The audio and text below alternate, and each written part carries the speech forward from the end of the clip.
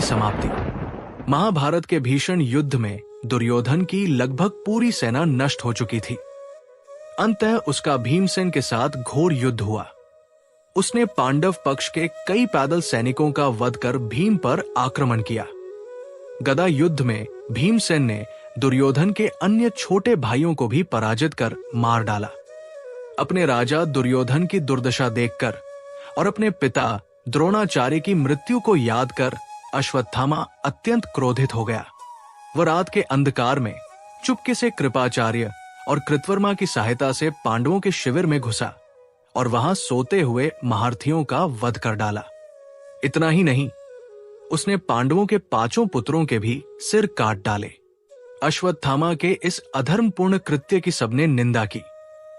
यहां तक कि दुर्योधन को भी ये कर्म अच्छा नहीं लगा। अपने पुत्रों की हत्या से द्रौपदी अत्यंत शोकाकुल हो विलाप करने लगी। उसका करुण विलाप सुनकर अर्जुन ने प्रतिज्ञा की कि वो उस अधम ब्राह्मण अश्वत्थामा का वध करेगा। अर्जुन की प्रतिज्ञा सुन अश्वत्थामा भयभीत होकर भाग निकला।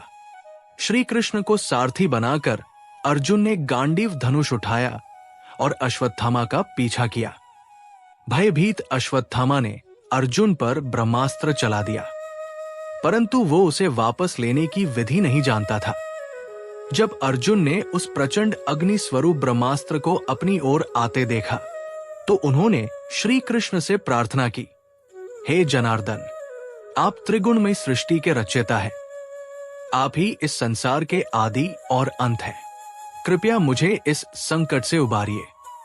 श्री कृष्ण बोले, अर्जुन, अश्वत्थामा ने भय के कारण तुम पर ब्रह्मास्त्र छोड़ा है। इससे रक्षा का एकमात्र उपाय है कि तुम भी ब्रह्मास्त्र का प्रयोग करो। श्री कृष्ण के आदेशानुसार अर्जुन ने आचमन कर अपने ब्रह्मास्त्र का प्रयोग किया। दोनों ब्रह्मास्त्र भिड़ गए, जिससे भयंकर अग्नि उत्पन्न हुई और तीनों लोग जलने लगे। इस महाविनाश को रोकने के लिए अर्जुन ने दोनों ब्रह्मास्त्रों को शांति कर दी और अश्वत्थामा को पकड़कर बांध लिया। श्री कृष्ण ने कहा, हे अर्जुन, धर्म के अनुसार सोए हुए, असावधान, मतवाले, पागल, अज्ञानी, रथहीन, स्त्री और बालक को मारना वर्जित है। अश्वत्थामा ने सोते हुए निरपराध बालकों की हत्या कर अधर्म किया है। जीवित रहेगा तो फिर पाप करेगा। अतः इसका वध कर इसके कटे हुए सिर को द्रौपदी के सामने ले जाओ। परंतु अर्जुन के हृदय में गुरुपुत्र अश्वत्थामा के प्रति दया उमड़ आई। उन्होंने उसे जीवित ही द्रौपदी के सामने उपस्थित किया। पशु की तरह बंधे हुए अश्वत्थामा को देखकर ममतामयी द्रौपदी का हृदय पिघल गया।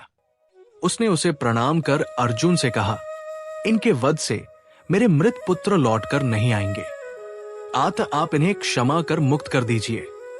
द्रौपदी के धर्मयुक्त वचनों को सुनकर सभी ने उसकी प्रशंसा की, किंतु भीम का क्रोध शांत नहीं हुआ। अर्जुन ने अश्वत्थामा के सिर के केश काटे और उसके मस्तक की मणि निकाल ली। मणि खोने से अश्वत्थामा श्रीहीन हो गया। बालकों की हत्या से उसका तेज तो पहले ही नष्ट हो चुका था।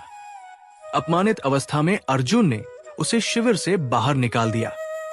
इसके बाद पांडव अपने स्वजनों का जलदान करने हेतु धृतराष्ट्र और श्री कृष्ण को साथ लेकर संपूर्ण स्त्रियों सहित गंगा तट पर पहुंचे।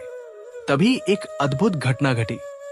राजकुमारी उत्तरा व्याकुल होकर पुकार उठी, मुझे बचाइए, ये प्रज्वलित बाण मेरे गर्भस्थ शिशु को नष्ट कर देगा। हे प्रभु, आप योगेश्वर हैं, कृपया मेरी रक्षा कीजिए। श्री कृष्ण ने तुरंत पहचान लिया कि अश्वत्थामा ने फिर से पांडव वंश को नष्ट करने हेतु ब्रह्मास्त्र छोड़ा है। उत्तरा के गर्भ में पल रहा शिशु अग्निदग्ध हो रहा था।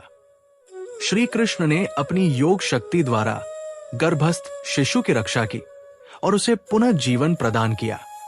वही शिशु आगे चलकर परीक्षित के नाम से प्रसिद्ध हुआ, जिसने पांडव वंश को आगे बढ़ाया। इस प्रकार महाभारत का भीषण युद्ध समाप्त हुआ। अगर आपको ये कथा पसंद आई हो तो वीडियो को लाइक करें, चैनल को सब्सक्राइब करें और अपनी राय कमेंट में जरूर बताएं। धन्यवाद।